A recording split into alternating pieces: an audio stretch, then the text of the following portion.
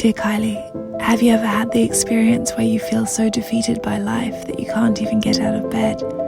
I try to believe in love, in achieving my goals, in remaining positive, but life keeps disappointing me, and although I know it would hurt my family, my mind keeps going to thoughts of suicide. It's not that I want to die, but I just want this pain to end. Thank you for your films and for always being so honest with us about the highs and lows of your heart. Any advice would be so helpful. Hi Kylie, I'm a 43-year-old man married with beautiful children. I'm lucky to have a good job, and to all my friends I appear perfectly fine. But I feel this deep loneliness, or a lack of purpose, a feeling like I'm not really living life to the fullest. It's hard to describe, but it's a feeling that can bring me to tears when I watch your videos and realize I'm in denial. Kylie, I'm writing this to you from the bathroom of my school. I can't go outside and face these horrible people who make my life hell every day. I can't talk to anyone about it. I don't have the relationship you have with your mother. I know you said you went through bullying, and I wanted to tell you how much it gives me hope. I hide in this bathroom at lunchtime and watch your videos over and over on my phone to remind myself that there are people out there like me. Dearest Kylie, I'm so tired of giving more love than I receive. They say you have to get out and meet people, but I have tried so hard this year. But people who just want this hookup culture and treat you like you're crazy to want more make me want to give up on love altogether.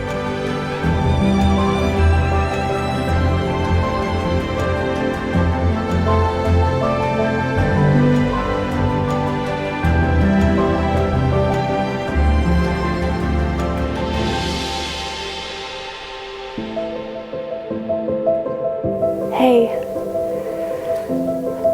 there is such a spectrum of pain. There is anxiety, depression, suicidal thoughts, or maybe just a general emotional fatigue.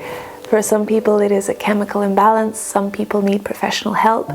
For others it's just a temporary phase that is triggered by a singular episode. For others, it is just waking up and feeling this deep sense of loneliness, of alienation, the sensation that you are misunderstood by those who are closest to you, like your partner, your family, your friends. Whatever it is, I would like to normalize it, remove the shame, because whatever you're feeling right now, it is human. You are human, and if you will let me, I would love to share my experience, and perhaps it can be of comfort.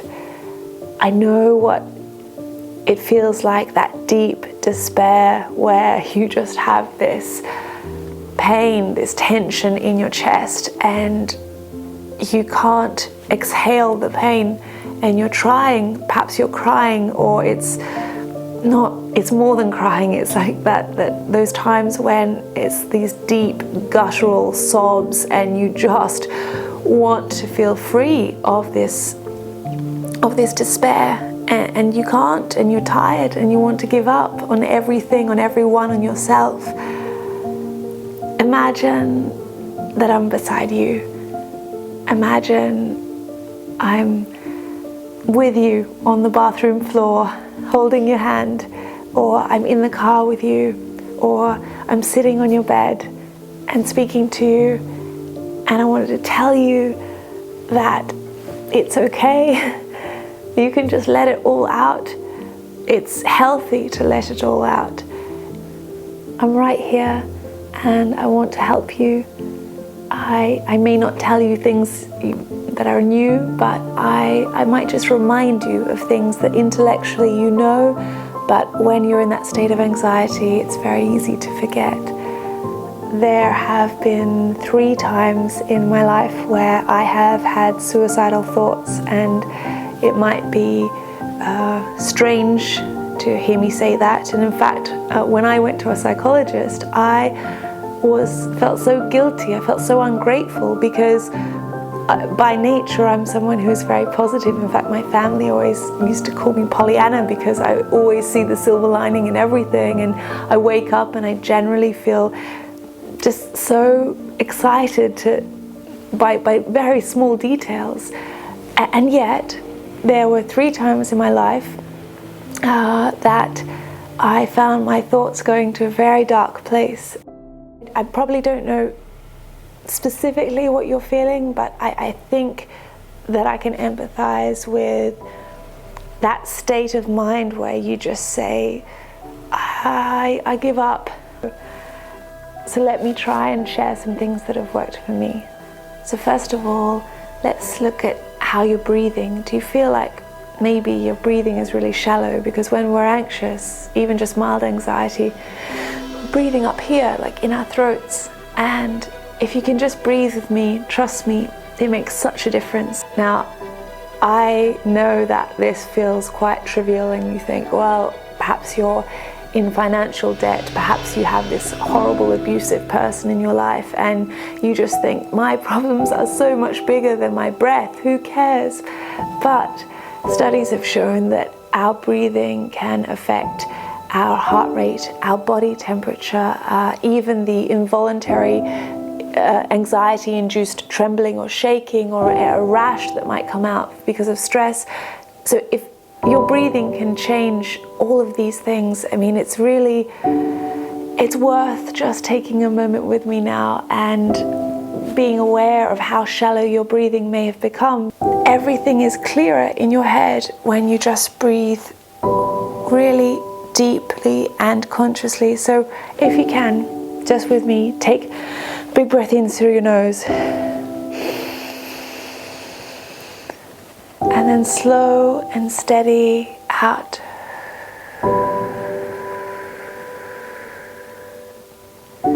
And one more time.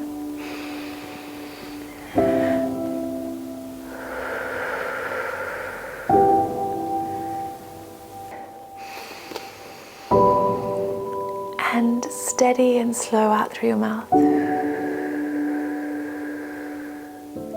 And in. And out. And feel that oxygen coming in to your lungs, into your brain, giving you calm, serenity, and clarity.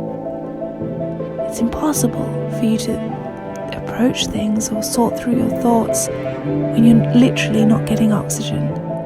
So let's have a look at what's going on in your brain, in your body when you're anxious. What happens is our sympathetic nervous system, which is our fight or flight response, is activated.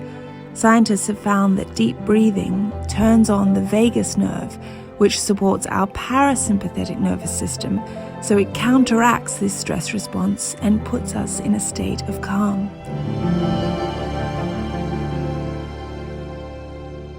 Keep breathing deeply as I'm talking to you, and I'll tell you a little bit about my story, about some of the things that have helped when I've been at the lowest point. If you just keep doing this, I mean, you're literally going to slow your heart rate down, and that is what you need to think clearly. That is what you need in order to get back that sense of control, because I know when I feel this low, it's like it's all crashing down around me and I feel so overwhelmed. And this is such an easy thing. You may not be able to get out of bed, you probably can't call anyone, but you can just take some deep breaths, and that's a start. That's all we have to do. Because I think I've made some other videos that are about how to get your life on track, realize your dreams, stop procrastinating and achieve your goals. But this isn't about all that. You can deal with that later. Right now is for the moment when you're just in bed and you feel horrible, and all you're trying to do is believe in yourself again, believe in life, believe in hope. We can, if you stay with me, hopefully I can talk you through it. When things got really bad for me, I saw a psychologist, and because I'm someone who I write gratitude notes every morning, and I'm really hyper aware of how lucky and how fortunate I am, I went to the psychologist and I felt so ungrateful. I thought, how can I possibly reject just all this good fortune and feel and feel like giving up? And he said, no, this is wrong. there isn't some hierarchy, Kylie, of who deserves to feel anxiety and who doesn't. It doesn't work like that. We can't look at other people and judge them and say, oh no, you have no reason to be sad. It's not like that. It's not, that's kind of reductive. And he said, what you really need to do, he said, there's always going to be someone worse off than you and always someone better off, always. You just need to put aside that comparison with other people, and you just need to look at yourself and, validate your pain, acknowledge it and say, yeah, this situation sucks, or yes, I woke up and I'm struggling, I'm not coping. And that little moment of just admitting it to yourself is the first step. We're not going to fix all the other problems right now. You don't need to. You just need to start with small steps like this. When I was feeling really low, it irritated me that people would just say, oh, this too shall pass. It doesn't quite do the trick, does it? Because you think, well, it doesn't feel like that. And it feels like I have this tremendous responsibility to find a solution, and I'm exhausted, I can't.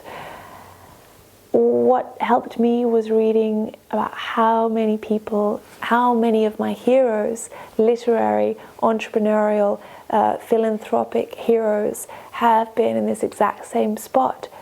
And it's remarkable, really, because you think, how can we not see that this is a frequent pattern when people hit their lowest point? That is often a time of tremendous growth, of tremendous rebirth. It's actually a time of where suddenly we have all these options to us that ordinarily we may not have.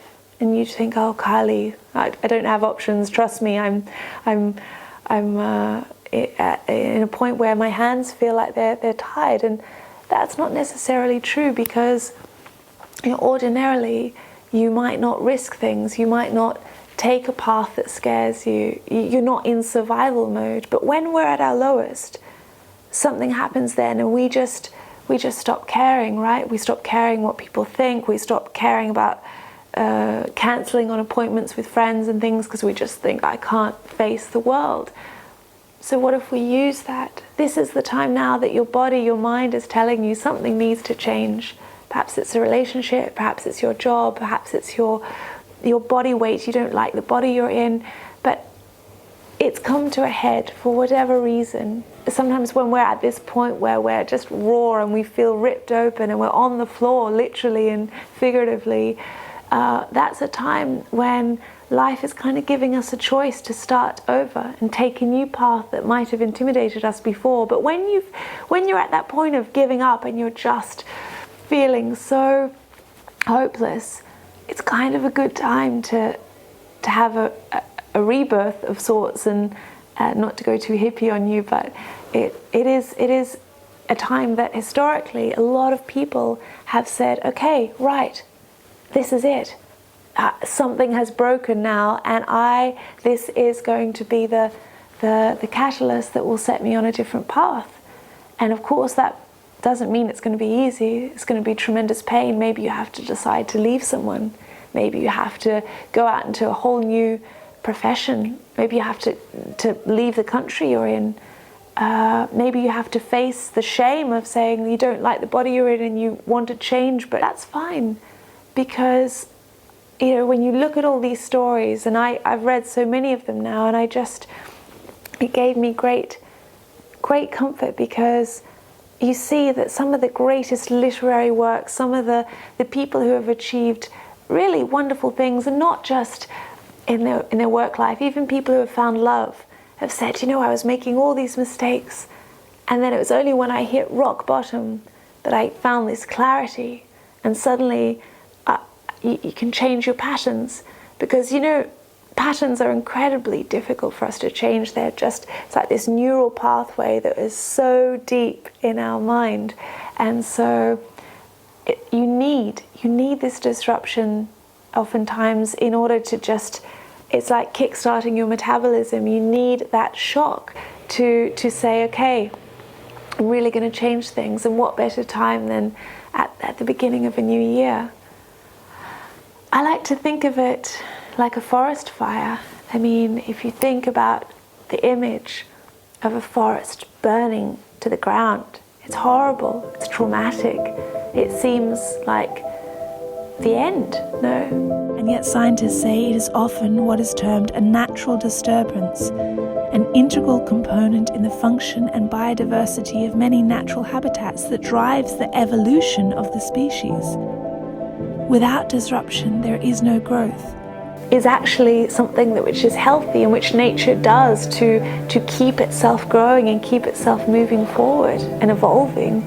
And I kind of love this metaphor because oftentimes you don't have the courage to change path because it's too easy to stay comfortable. It's too easy to stay in a relationship that isn't quite working. But you know, when you have that big blowout and you have that big fight, or you have something which sends you into a state of crisis, then after the dust has settled, you can say, okay, maybe I really do have to change something, and maybe this is your true self, your true authentic self saying, come on, take the path that you know feels more aligned with your soul, feels more aligned with who you want to be. Whenever something challenging comes across my path, I crumble like everyone else. But my first reaction is often to think, Kylie, this is a part of your story. This is a part of your narrative, and you may think that that's romanticizing it, but it does give me tremendous strength, because I say, oh, I'm going to learn something from this, or this is going to actually send me onto a path that is more aligned with who I am, or where I need to be, or how I need to serve other people. It doesn't need to be something great. It doesn't mean that, okay, you're going to have this horrible thing happen to you and then you'll write a Nobel Prize winning book. It can be as simple as, I remember just being on the floor and in the fetal position and sobbing, and then I was going through a really difficult breakup and with someone who hurt me very deeply, and then I thought, you know what? This is going to be like this little gift that I'll carry with me for a lifetime, and it'll be the gift of empathy. I will be able to understand when someone says, oh, I'm going through this thing, or I'm with someone who is abusive, and I will be able to understand them. And it's like suddenly I thought, oh, it's like having another language. It's like I will be able to communicate to them on a level of intimacy that previously I couldn't. Let's face perhaps your darkest thought, ending it all. I once read that suicide is like taking all of the pain you feel in your chest and giving it to the people who love you or related to you or around you. And you might feel like those people don't care. We rarely know the depths of people's feelings because so many of us are so inept at communicating love. We're so inept at communicating vulnerability. So we can't really know how someone feels about us. I mean, oftentimes they don't even know themselves if they're not emotionally mature or aware. And we also can't underestimate how affected people will be by our absence. I know in the depths of despair it feels like no one gives a damn. No one cares, but it's just not true. And I think that it is like giving them that pain that you feel, but even worse because they have no way of making amends. They have no way of sort of resolving that pain. Whereas right now, you do still have a choice. And that is the hardest thing because it feels, I'm sure, like you don't, like you don't have any power, but it's the difficult path to choose to reach out to someone. But this is always the answer. I know that when you have a loved one or a family member and there is a lot of anger and resentment, it's super difficult to be the one who makes the first move and admits vulnerability. But you'll be surprised if you put down all the armor, even if you're justified in being defensive, even if you're justified, if you put it all down and you just send a message or look them in the eye and say, I'm really in pain and I need your help. They may not open their arms to you immediately, but it will start to shift things, because vulnerability is infectious, and most of us are so afraid of criticism that our default is to be defensive, in fight mode, looking out for ourselves like animals. But if you put down your armor and show someone, a friend, a relative stranger, someone you have a history of conflict with, that you're willing to be vulnerable and that you need them, every one of us loves to feel useful. So it isn't a burden, it's a compliment. Reaching out is hard, but to the person you reach out to, it will be a relief, because most of us are tired of being in fight mode, and we are honored to know that we could be of comfort to someone, that we could be useful. It might be the case that you just can't get past that shame of admitting your problems or your fears to anyone who knows you. That's fine, I understand. I mean, I've lived as an expat alone in so many foreign countries, and just with the time difference, like Australia was always asleep and friends were in different countries where they would be asleep, and so I didn't want to call them, and I, as I said, I have reached out to a psychologist, and in fact in many countries, if you are even having really dark thoughts like suicidal thoughts, the therapy is actually subsidized or is free. So if you can book an appointment, and they may not be available straight away, it may be available only in a week, but as I've spoken about in a previous video, this idea of sowing seeds is so important for your subconscious, because the idea that thinking, oh well, tomorrow things will get better, it doesn't work. And why doesn't it work? Because you know, your subconscious knows that you haven't put anything in place that could elicit change. And what I find is super helpful is just by making an appointment to see a therapist, it tells your mind that something is on the horizon that could change my situation. And it doesn't take away the pain, but it does make it a little bit easier to deal with, because you know that you've taken one little step to modifying your situation, to improving it. The first time you see a psychologist probably won't help, because you spend the first hour just explaining the whole situation, and they can't really go very deep with you or offer much advice. But give it a little try, because it does work for a lot of people.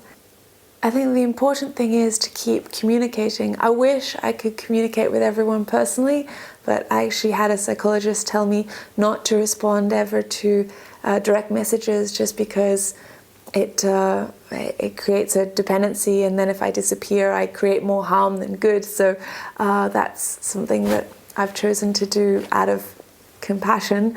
But it is important to take that first step, and it would be nice if others around us could know that we are in need and reach out, or just call even when we don't respond to messages. But people don't know. They're not mind readers. It's very hard to know when someone is in deep pain, because we're all so good at faking it.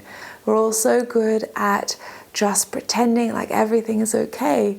And you know what? If we simply were a bit more sincere and a little bit more relaxed about the idea that this is a normal part of being a human, then I think many of us would be able to share stories and say, you know what, I can't come out tonight because I just feel pretty awful. and sometimes others are just dying to hear another person express that, so that they can then share their story and say, oh, thank goodness I'm not the only one.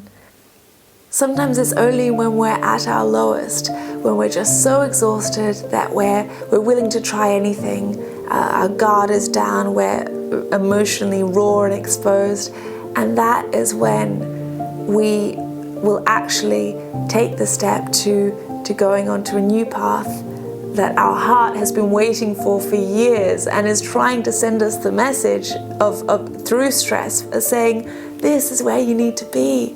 This is who you need to be with. This is what you need to be doing.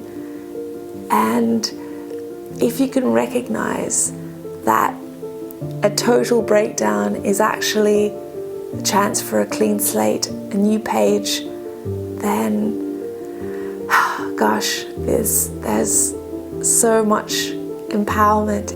Thank you for trusting me and watching up until this part in the video. If I were there in person, I would give you a big hug right now. Look, I read your messages and I feel your pain so deeply, and I just want to reach through the screen and hold your hand and just stroke your head and say, don't worry, it's okay. This is so normal, you're so human. This is happening to so many of us around the world, and you'll get through it, you will.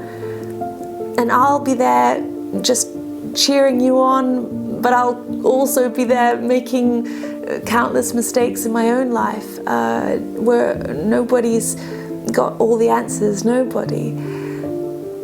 But I do trust that the greatest successes and the greatest loves and the greatest moments of real clarity and innovation and creativity often come from the ashes of great emotional disruption. If you can see that and believe it, then the world is yours and the future is yours, and we just have to exercise a little bit of patience and say it's not going to all be resolved overnight, but this is a part of life and it is a part of being human. Thank you for watching, and I'm sending you all my love, and I hope that you feel better soon.